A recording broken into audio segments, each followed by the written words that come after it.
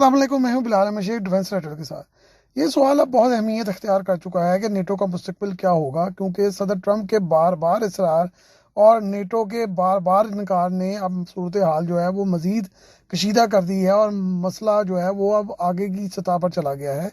کیونکہ صدر ٹرمپ جو ہیں وہ پہلے اپنے دور اقتدار میں بھی نیٹو کے خلاف تھے اور بہت نالا نظر آتے تھے۔ پھر انہوں نے دوسری مرتبہ جب اقتدار حاصل کیا تو نیٹو کے ممبران پر بھی کہ ممالک پر بھی ان کو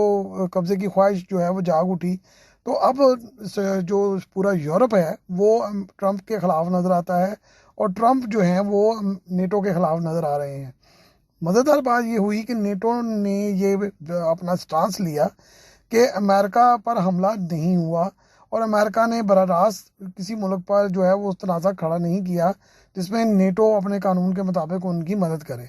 بلکہ یہ اسرائیل کی جنگ تھی جس میں امریکہ نے اس کا ساتھ دیا ہے۔ تو نیٹو اس جنگ کا جو ہے وہ حصہ نہیں بن سکتا۔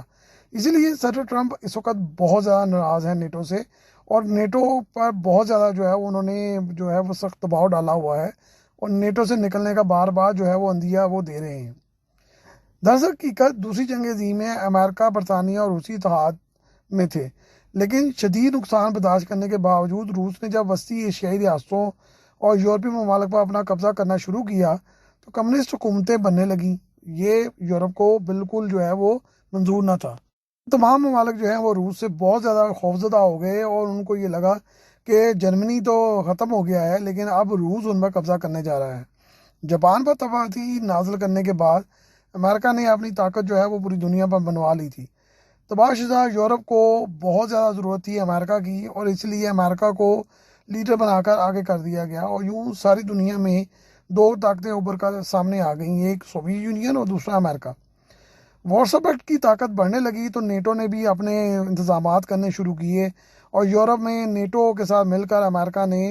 پوری دنیا پر اپنا جو ہے وہ سکہ جمانا شروع کر دیا۔ روس اپنے طور پر معاشی، سیاسی اور فوجی قوت جو ہے وہ ملکوں پر ڈال رہا تھا، تو دوسری طرف امریکہ نے یورپ کے ساتھ مل کر پوری دنیا کو اپنے زیر نگین بنانا شروع کر دیا، اور یوں یہ معاملہ جو ہے وہ بہت آگے چلا گیا۔ جب سوویت یونین کا خاتمہ ہوا تو وارسا پیکٹ بھی ختم ہو گیا، نیٹو کی قوت برقرار رہی اور نیٹو دن بدن مضبوط ہوتا گیا۔ یورپی ممالک میں فرانس اور سویڈن نے ہتھیاروں کی تیاری پر مکمل فوکس کیے رکھا تھا۔ زیادہ تر یورپی ممالک نے آہستہ آہستہ اپنی دفاعی جو تیاری تھی اس کو کم کر دیا تھا، اور ان کا سارا انحصار جو تھا وہ امریکہ پر چلا گیا تھا، اور نیٹو نے رقم کما کر جو ان ممالک نے ترقی سے حاصل کی تھی وہ کچھ حصہ جو ہے وہ امریکہ کو دے دیتے تاکہ ان کی حفاظت ہوتی رہے۔ اس نقطہ نظر سے نیٹو میں انہوں نے خوب کمائی بھی کی، اور امریکہ نے بھی نیٹو کو اپنے مقصد کے لیے اور اپنی راج دہانی بڑھانے کے لیے خوب استعمال کیا۔ خلیجی جنگ میں مثلاً 80% اخراجات امریکہ کے خلیج ممالک نے ہی ادا کیے تھے، حالانکہ امریکہ نے یہ کہا کہ جی اس کا بڑا خرچہ ہوا ہے اور اس نے اس $180 بلین کی جنگ میں بہت خرچہ کیا ہے، لیکن زیادہ تر خرچہ انہوں نے خلیجی ممالک سے ہی نکال لیا تھا، اور پھر دوسرے دوست ممالک سے بھی اس معاملے میں مدد لی گئی، اور امریکیوں نے خرچہ دکھایا کچھ اور اپنے ہتھیار بیچ کر 300 سے 400 بلین ڈالر جو ہے وہ چند سالوں میں کما لیے۔ یوکرین کی جنگ کے بعد صورتحال میں بہت تیزی سے تبدیلی آئی۔ ایک ایسی جنگ میں یورپ جو ہے وہ سٹیک پر لگ چکا ہے جو کہ کبھی بھی انہوں نے نہیں سوچا تھا۔ 70 کی دہائی سے لے کر 2025 تک یورپ نے کوئی دفاعی تیاری نہیں کی، اور ان کا انحصار دن بدن نیٹو اور امریکہ پر بڑھتا گیا۔ ہر ملک میں امریکی فوجی اڈے ہیں، ابھی بھی یہی صورتحال ہے۔ ایسے میں اچانک یورپ کو یوکرین کی جنگ میں پہنچ کر یہ درمیان پہ پہنچ کر یہ احساس ہوا کہ روس ابھی بھی بہت بڑا خطرہ ہے، اور ان کی تیاری اس کو روکنے کے لیے بالکل نہیں ہے۔ لیکن ہمیشہ کی طرح جب ان تمام ممالک نے امریکہ کی طرف رجوع کیا تو اس مرتبہ امریکہ نے ان کو آنکھیں دکھائیں، خود یورپی ممالک کو ہی دھمکیاں دینی شروع کر دیں، اور انہیں پہ قبضے کی بات شروع ہو گئی۔ تو یورپی ممالک کو یہ سمجھ آئی کہ بھائی اب ہم بھی محفوظ نہیں ہیں، اور ہم پر اگر امریکہ روس حملہ نہیں کرے گا تو کسی وقت میں امریکہ بھی ہمیں نہیں چھوڑے گا، اور یہ الائنس جو ہے وہ اسٹیک پر لگ چکی ہے، اور یہ سارے جو یورپی ممالک ہیں یہ محفوظ نہیں ہیں۔ صدر ٹرمپ نے تمام یورپی ممالک کو خام قومی پیداوار کا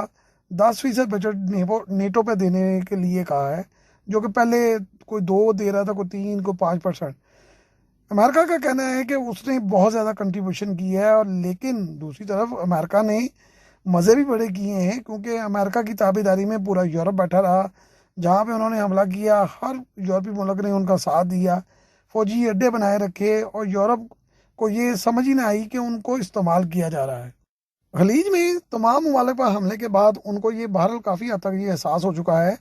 کہ یورپ میں بھی امریکی اڈے جو ہیں وہ اگر قائم ہیں تو امریکی اڈوں پر حملہ جو ہے وہ یورپ میں جنگ ہو جائے اور روس یورپ پر حملہ کر دے تو وہ تو امریکہ پہ بعد میں سوچے گا حملہ کرنے کی، پہلے تو وہ اس تمام یورپی ممالک پہ حملہ کرے گا، اور وہ اگر امریکہ اس پہ رسپانس دے تو دے، خاموش تماشائی بنا رہے، چپ کر کے اپنی فوجیں وہاں سے نکال لے یا آگے سے رسپانس ہی نہ کرے، تو پھر اتنے وسیع اخراجات کا نیٹو اور ان کے یورپی ممالک کو فائدہ کیا ہوا؟ ان کے پاس ہتھیاروں اور افرادی قوت کی شدید کمی ہے، پچھلے 20 سالوں سے انہوں نے کوئی بڑا پروجیکٹ ہی نہیں لگایا، نہ طیارہ سازی کا نہ کسی اور چیز کا، تو اب امریکہ کے بغیر تو وہ بالکل فارغ ہو گئے ہیں، اور اب امریکہ بھی ان کو جو ہے وہ دھمکیاں دے رہا ہے۔ تو اس صورتحال میں ایران کی غیر متوقع جو جنگ ہے اور ایران کی غیر متوقع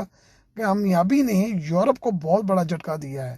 یورپ انرجی کے لیے جو ہے وہ فقیر بنا پھرا ہے، بہت بڑا بحران آ گیا ہے۔ امریکیوں کو اس سے کوئی پریشانی نہیں ہے، کیونکہ امریکہ کے پاس اپنا بھی تیل ہے، وینزویلا پہ بھی انہوں نے قبضہ کر لیا ہے، تو ان کے لیے تیل بھی مسئلہ نہیں ہے، گیس بھی مسئلہ نہیں ہے۔ یہ جنگ ختم ہو جائے گی، لیکن یہ معاملات جو ہیں وہ اب نیٹو کی طرف چلے جائیں گے، اور یورپی ممالک جو ہیں وہ امریکہ سے بہت زیادہ نالاں ہو جائیں گے، یا امریکہ ان سے نالاں ہو جائے گا، اور نیٹو کا مستقبل جو ہے وہ بڑا خطرے میں پڑ جائے گا، اور وقتی طور پہ ہو سکتا ہے کہ کچھ عرصے کے لیے یہ باتیں شروع ہو جائیں کہ نیٹو کو ڈیزالو کس طرح کیا جائے، اور اس کے بیک اپ پہ یورپ کیا سوچ رہا ہے۔ روس کا دباؤ بہرحال بہت زیادہ ہو جائے گا، اور روس اس میں بہت زیادہ اپنے آپ کو فائدہ اٹھانے کی کوشش کرے گا، اور چین بھی اس سلسلے میں فائدہ اٹھانے کے لیے بہت زیادہ سر پیر مارے گا۔ اس لیے نیٹو کا مستقبل آئندہ چند سالوں میں بڑا ہی خراب نظر آ رہا ہے، اور یورپی ممالک کے لیے خطرات بہت زیادہ بڑھ گئے ہیں۔